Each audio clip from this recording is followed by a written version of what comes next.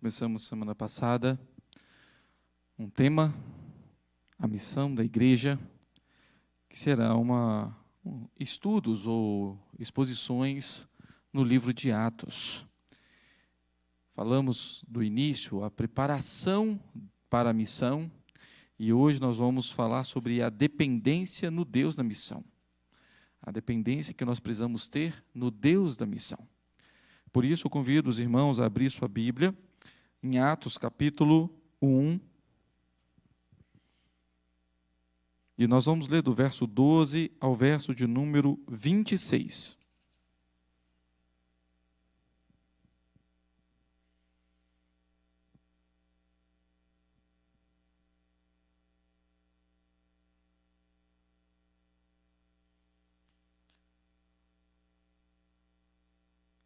Atos 1, do verso 12 ao verso 26. Eu farei essa leitura, os irmãos acompanhem, por favor. Diz assim o texto sagrado.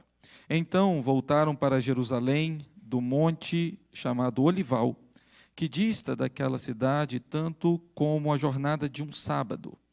Quando ali entraram, subiram para o cenáculo, onde se reuniam Pedro, João, Tiago, André, Filipe, Tomé, Bartolomeu, Mateus, Tiago, filho de Alfeu, Simão, o Zelote, e Judas, filho de Tiago.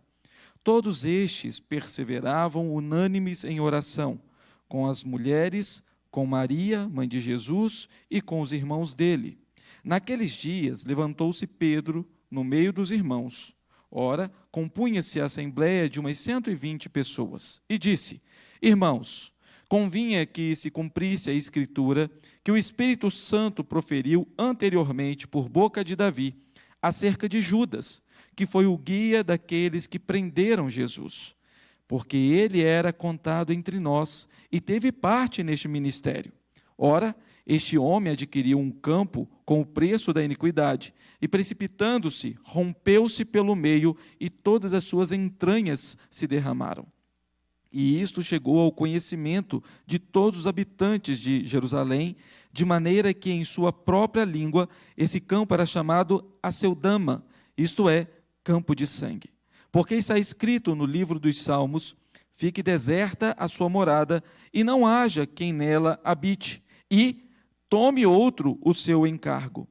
É necessário, pois, que dos homens que nos acompanharam todo o tempo, que o Senhor Jesus andou entre nós, começando no batismo de João, até o dia em que dentre nós foi levado às alturas, um destes se torne testemunha conosco da sua ressurreição. Então propuseram 2, José, chamado Barsabás, cognominado Justo, e Matias. E orando disseram: Tu, Senhor, que conheces o coração de todos, revela-nos qual destes 2 tens escolhido, para preencher a vaga neste ministério e apostolado, do qual Judas se transviou, indo para o seu próprio lugar. E os lançaram em sortes, vindo a sorte recair sobre Matias, sendo-lhe então votado o lugar com os 11 apóstolos. Nota de falecimento. Faleceu na última semana, na Igreja dos Negligentes, a dona Reunião de Oração, que se encontrava enferma havia vários meses. Ela foi proprietária de grandes avivamentos bíblicos e de muito poder e influência no passado, porém morreu pobre e desprovida da sua glória. A causa mortes foi frieza de coração, desobediência crônica, joelhos endurecidos, fraqueza de ânimo e descaso. Ela poderia ter sobrevivido se, ao invés de lhe darem o xarope de reuniões sociais, tivessem cuidado melhor dela e lhe dado o óleo do Espírito. Assim tem acontecido em muitas igrejas. As reuniões de oração estão cada vez mais fracas. E isso, queridos, tem levado a igreja a virar todo tipo de coisa, menos um lugar de oração. O próprio Senhor Jesus disse que a sua casa deveria ser chamada casa de oração. E esse texto que nós lemos aqui, ele começa dizendo que os discípulos, depois de verem o Senhor Jesus sendo assunto aos céus, depois de serem encorajados pelo anjo, dizendo: olha, esse mesmo Jesus que vocês viram subir, vocês também virão descer, ou vocês vão o ver descer, da mesma maneira que ele subiu. Esses discípulos agora, diz o texto, que eles voltam para Jerusalém. Mas eles não voltam simplesmente como fizeram lá no início. Lembram quando o Senhor Jesus foi crucificado e morto? Foi sepultado? E aí os discípulos ficaram perdidos. Eles começaram, uns voltaram a pescar, os outros voltaram para a cidade deles. Tanto é que o Senhor Jesus, já ressurreto, encontra eles no caminho para Emaús. Mas estavam assim, simplesmente perdidos. Agora não. Agora eles voltam com um propósito. Agora eles não voltam simplesmente assim: bom, Jesus foi embora, deixou a gente de novo, o que a gente vai fazer? Não, dessa vez eles sabiam muito bem o que eles deveriam fazer. O Senhor Jesus os instruiu, ele falou: olha, vocês vão para Jerusalém e vocês vão ficar lá até receber o poder. Vai vir o poder, vai vir a capacitação de vocês, nós falamos isso semana passada. E eles fizeram dessa maneira. O verso de número 12 vai nos dizer justamente isso. Então voltaram para Jerusalém, do monte chamado Olival, que dista daquela cidade, tanto como a jornada de um sábado. Então, para o nosso primeiro ponto aqui dessa exposição, nós podemos dizer que na nossa dependência para cumprir a missão, na nossa dependência do Senhor da missão, para cumprir essa missão, é necessário oração. É preciso orar. E foi justamente isso que os apóstolos agora voltam e fazem.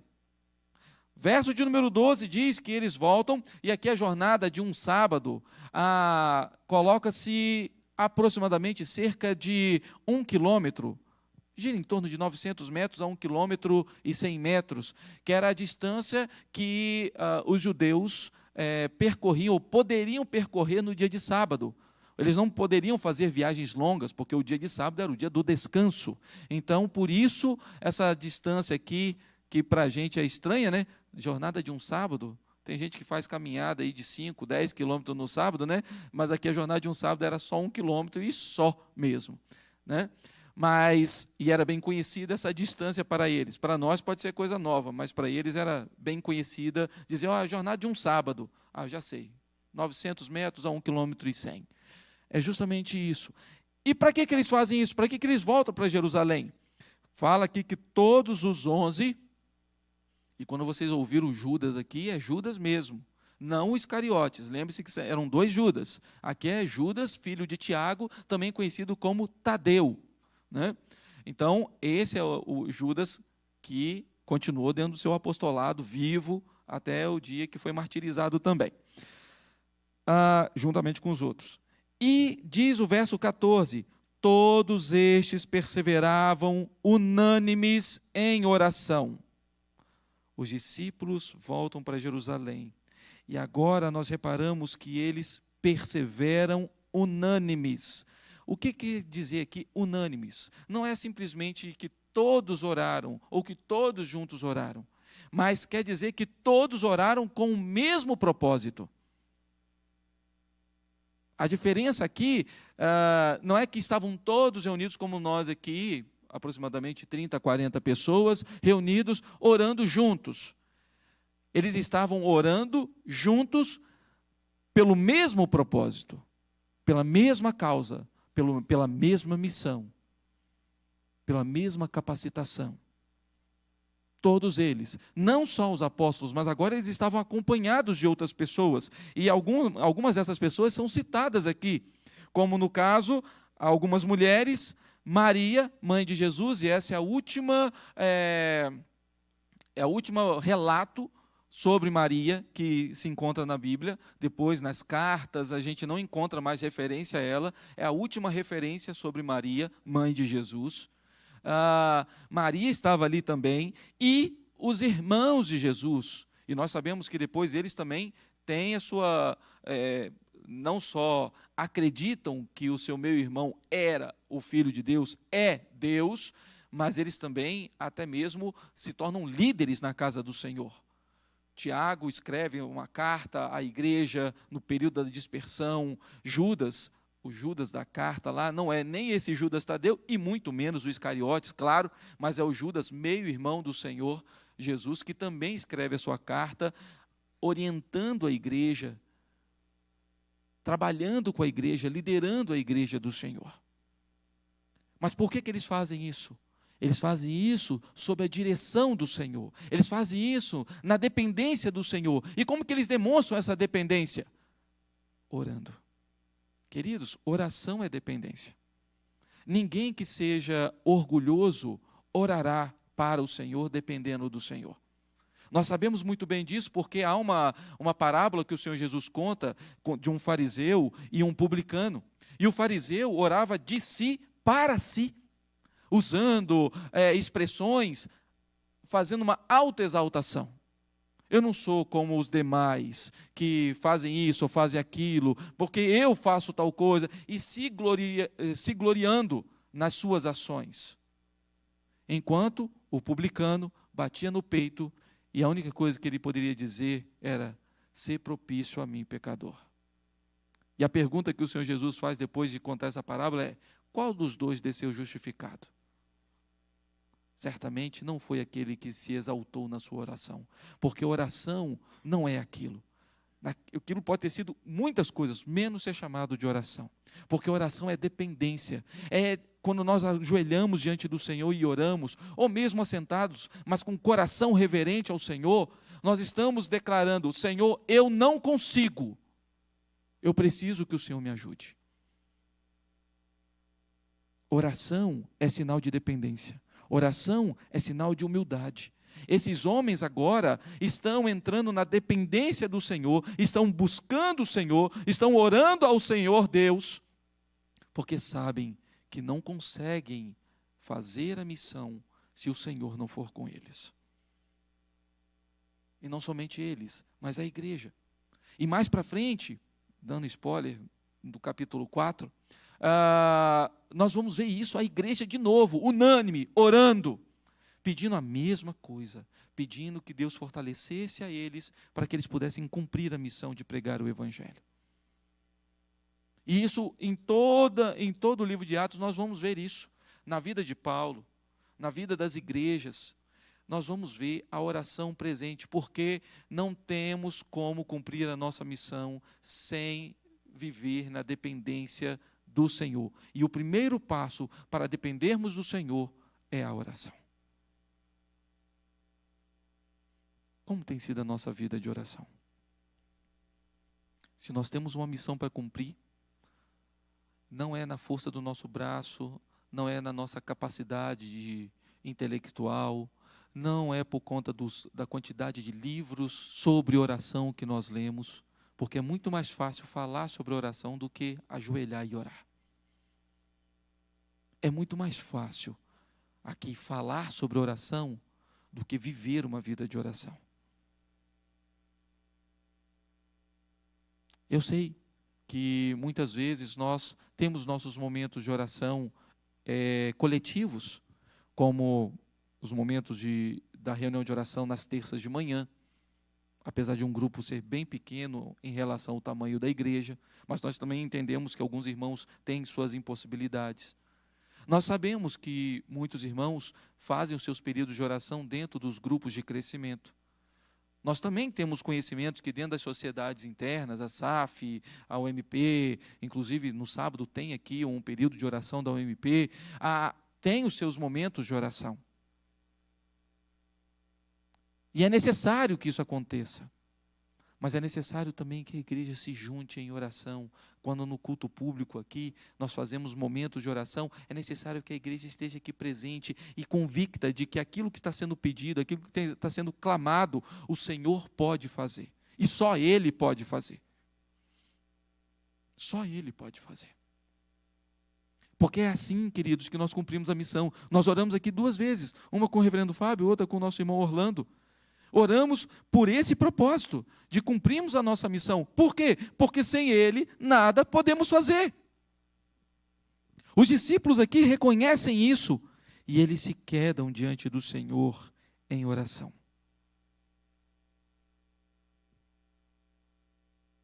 Oração não pode ser súplicas com palavras vazias. Oração nós precisamos saber a quem nós clamamos e qual é a missão que Ele tem nos dado. Quando nós clamamos ao Senhor, nós precisamos reconhecer quem Ele é. Porque muitas vezes nós oramos de uma maneira muito displicente. Nós oramos de uma maneira assim, como se não estivesse confiando, parece que é simplesmente por uma obrigação. Vou orar, mas eu sei que Deus não vai responder. Se você já está indo com esse pensamento, para que você está orando? Quantas vezes nós não fazemos isso? Quantas vezes nós não oramos simplesmente por um mero ritual? Vamos orar. Senhor, abençoa, abençoa, abençoa, abençoa, abençoa, abençoa, abençoa, abençoa, abençoa, abençoa. E daqui a pouco você já sai da oração pensando assim, eu tenho que fazer tal coisa, eu tenho que fazer tal coisa, já começa a encher seu coração de ansiedade depois de ter orado aquele que pode fazer todas as coisas. Não estou dizendo que oração não envolve ação. Claro que envolve. Entretanto, é uma oração direcionada pelo próprio Espírito que intercede por nós ao Deus que você acabou de orar. Não pode ser algo mecânico. Porque senão, continuamos duvidando de quem Deus é. Porque senão, nós acabamos não descobrindo qual a missão que Ele tem para nós. A missão, ela tem o seu aspecto individual. Mas a missão é da igreja. E por isso, a igreja precisa estar unida em oração.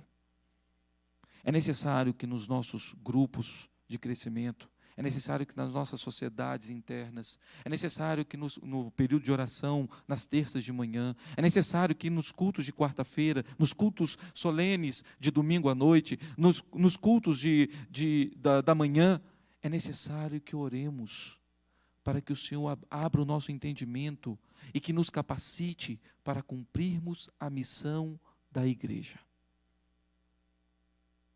Esse é o primeiro sinal de que a igreja depende do Senhor, aquele que nos dá a missão.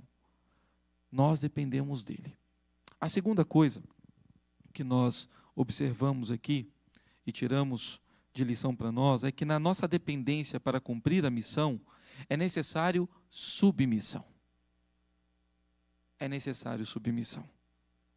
Diz o texto aqui, a partir do verso de número 15. Naqueles dias, o que são naqueles dias? São os 10 dias entre a assunção do Senhor Jesus e o Pentecostes. Pentecostes, querido, a gente liga o Pentecostes ao ato da descida do Espírito Santo. O Pentecostes já existia desde o período do Antigo Testamento no deserto. O Pentecostes era uma festa judaica. E o Espírito Santo desceu no período dessa festa. A gente liga geralmente igual, eu sou pentecostal, eu sou pentecostal. Você tá comemorando uma festa judaica? É isso? Porque, na realidade, a descida do Espírito Santo se deu no período da festa, assim como a morte do Senhor Jesus aconteceu no período da festa da Páscoa. É por isso que tecnicamente a gente fala que comemora a Páscoa, né? Teoricamente, mas tecnicamente o que nós comemoramos é a ressurreição de Cristo, porque a gente não come ervas amargas com carne de carneiro, a gente come chocolate, geralmente, né? E pão sem fermento ainda. Duvido que alguém que coma esse tipo de coisa, né?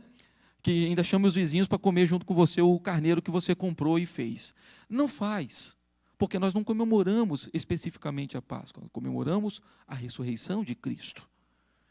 Então, queridos, aqui, naqueles dias, é justamente esse período entre o dia que o Senhor Jesus foi assunto aos céus e o dia da festa do Pentecostes.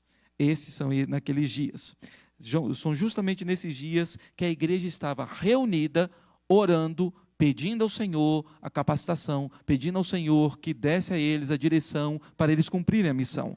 Esses dias. Mas nesses dias também cumpriu-se a Escritura. De que maneira? Pedro agora toma a frente e, diante daquela congregação ali reunida, 120 pessoas, ele começa a dizer, e aí começa a clarear coisas que a gente vê lá nos Salmos, nos profetas, sendo agora cumprido aqui no Novo Testamento. Aí a gente, foi por isso que foi falado lá no Salmo tal, foi por isso que o profeta falou tal coisa. Pedro aqui explica. Deveria acontecer essa traição. Deveria acontecer conforme a Escritura diz. Lá no Salmo 41, verso 9 mesmo, fala que até o meu amigo íntimo contra mim levantou seu calcanhar. No Salmo 41. Mas aqui, Pedro, usando e falando sobre Judas, ou Iscariotes, ele usa outros dois salmos, o 69 e o 109. Para dizer que nesses salmos já estava declarado o que deveria acontecer depois que Judas traísse o Senhor Jesus. E aí está registrado aqui no verso de número 20, porque está escrito no livro dos Salmos: fique deserta a sua morada e não haja quem nela habite. E, aí é um outro salmo, tome outro o seu encargo. Tome outro o seu encargo. Ou seja, outro vai se assentar no lugar daquele que traiu e que foi para o seu lugar próprio, como o próprio Pedro vai dizer aqui. Talvez isso possa confundir você quando Pedro chega e fala assim, porque ele simplesmente se espatifou e suas entranhas saíram, né? Do verso de número 18. Ora, este homem adquiriu um campo e com o preço da iniquidade, e precipitando-se, rompeu-se pelo meio, e todas as suas entranhas se derramaram. Mas Judas não se enforcou? Sim, o texto bíblico vai dizer que ele foi enforcar-se. O que pode ter acontecido aqui é que, ao se jogar para se enforcar, possivelmente pode ser que a corda tenha se rebentado e, além do pescoço quebrado, também suas entranhas se espalharam pelo chão. É uma das possibilidades que aconteceu. O texto bíblico não entra em contradição. Só é uma questão, o que Pedro está falando aqui é algo que aconteceu pós a tentativa de enforcamento ou o enforcamento de Judas. Tá certo? Então, a nível de conhecimento, para você não achar que a Bíblia está entrando em contradição. Não é nenhuma contradição aqui. Só é um acontecido posterior ao suicídio de Judas. E aqui, queridos, o princípio do apostolado está colocado. O princípio do apostolado está colocado. Observem aí o verso de número 21 e 22.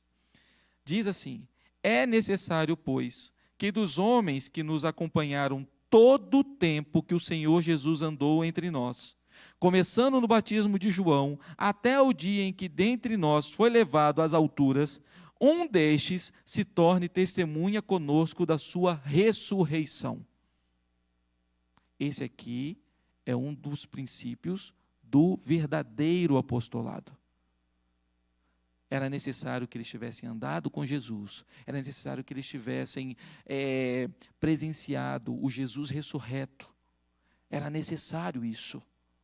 Não é como hoje em dia a gente vê pessoas auto-intitulando-se apóstolos. Viram Jesus ressurreto? Andaram com ele no período do seu ministério? Então, por que se colocam como apóstolos? Aqui está o princípio. É bíblico. Não tem como negar que o próprio texto bíblico está dizendo quais são as pessoas capacitadas ou escolhidas para serem verdadeiros apóstolos. E mesmo assim, nem todos foram chamados apóstolos, o que nós vamos ver nesse texto agora. E mais uma vez, a dependência do Senhor, aparecendo aqui em forma de oração, mas também em forma de submissão, como é o nosso segundo ponto. Como assim? Observem, queridos. Então, propuseram dois homens dentre os que estavam presentes dentro daqueles 120, 2 homens foram colocados para uma eleição.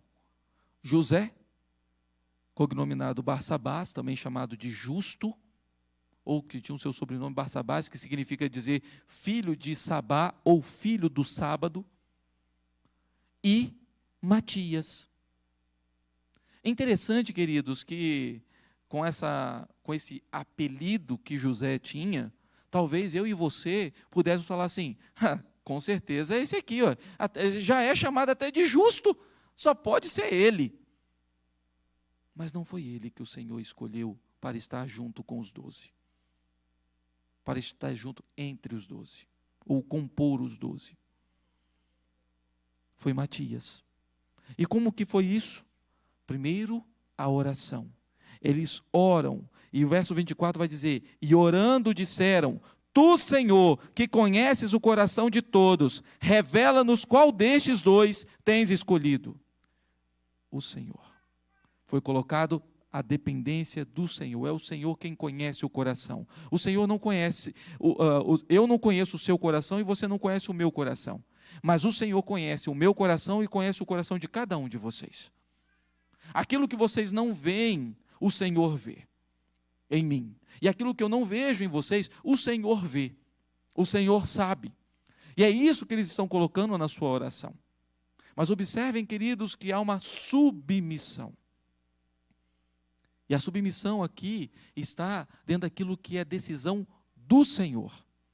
Muitas vezes nós não aceitamos a decisão do Senhor. Nós queremos entrar em confronto com a decisão do Senhor, com a vontade do Senhor. Já aconteceu isso? Você orar por uma determinada coisa, aquela situação não acontece do jeito que você quer e você começa a brigar com Deus, a reclamar com Deus, por que Deus fez daquele jeito e não do jeito que você pediu, porque Ele é Deus. Porque Ele sabe, não aquilo que vai acontecer daqui a 30 segundos, mas aquilo que vai acontecer daqui a anos. Mas nós temos uma dificuldade muito grande de nos submetermos. Agora, oração sem submissão também não vale de nada. Oração dependente é uma oração submissa. Oração que se coloca diante do Senhor é uma oração que aguarda, espera e aceita, e entende e agradece a vontade soberana do Senhor. É o que essa igreja agora demonstra. É o que agora essas pessoas estão demonstrando.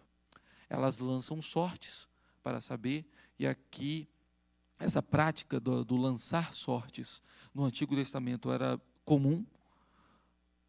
No Novo Testamento passa a ser um pouco mais escasso, ou pelo menos temos menos relatos sobre esse lançar sortes, e depois da descida do Espírito Santo não se fala mais em lançar sortes.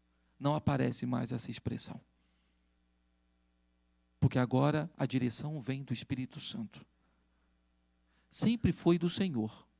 E os judeus, quando eles lançavam sortes, não era algo desprovido, como se o Senhor não fosse soberano. Pelo contrário, ao lançar sortes, eles tinham a certeza de que Deus dirigiria a decisão por meio daquilo, e isso também fazia parte do plano do Senhor. Alguém abra, por favor, em Provérbios, capítulo 16, verso 33.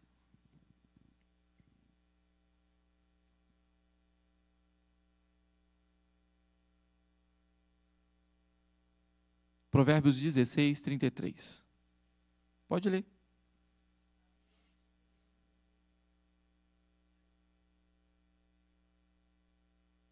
A sorte se lança no regaço, mas do Senhor vem toda a decisão.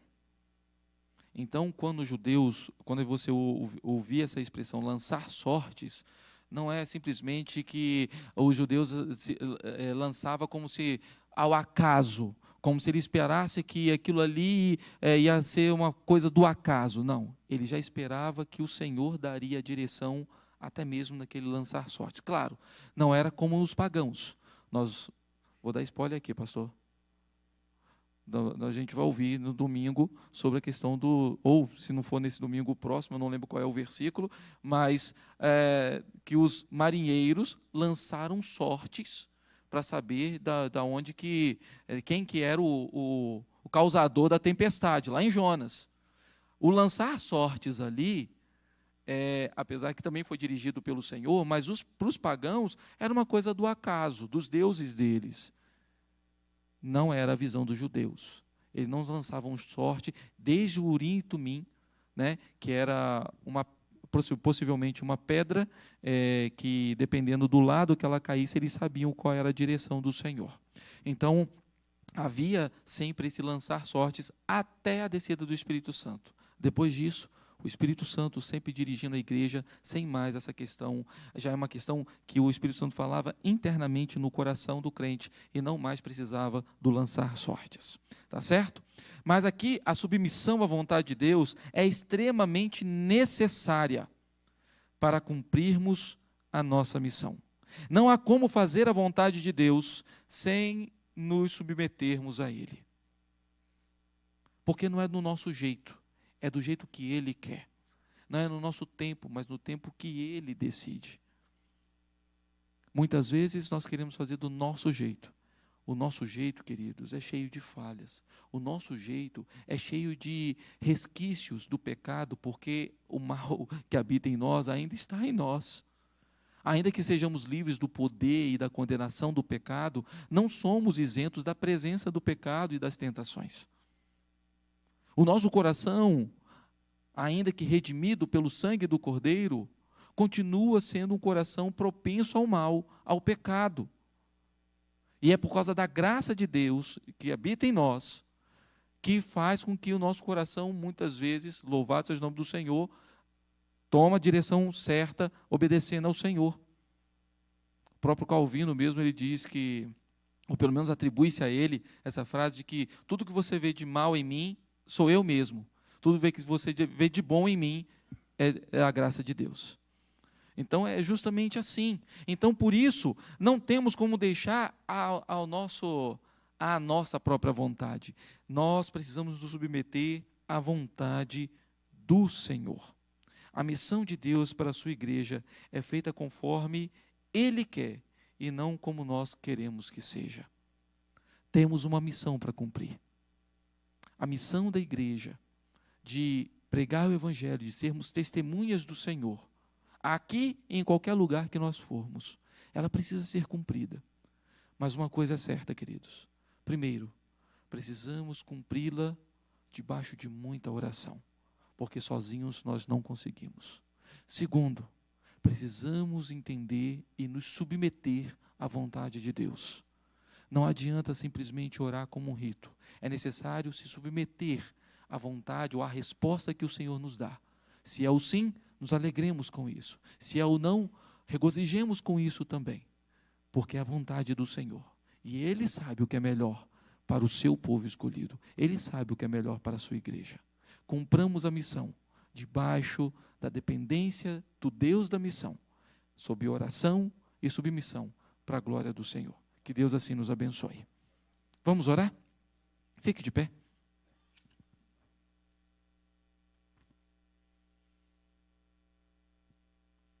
Pai bendito, nós clamamos ao Senhor porque dependemos do Senhor. Como nós acabamos de ouvir aqui, os teus servos lá no passado, se capacitando ainda, esperando a promessa da capacitação, a vinda do Espírito Santo, o Consolador, eles não deixaram de orar. Pelo contrário, eles voltaram para Jerusalém em obediência ao Senhor Jesus e foram orar, e foram clamar, para que pudessem ser capacitados para cumprir a missão. E certamente, ó Deus, eles assim fizeram porque o Senhor estava com eles, porque eles também não tinham condições de fazer por si só.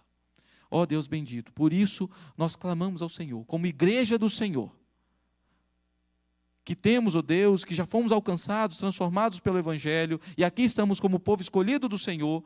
A missão que o Senhor deu a eles é a mesma missão que nós temos hoje, de pregar o Evangelho. E só podemos fazer isso na dependência do Senhor. Então, por isso oramos. Ensina-nos, ó Pai, a pregar o Evangelho.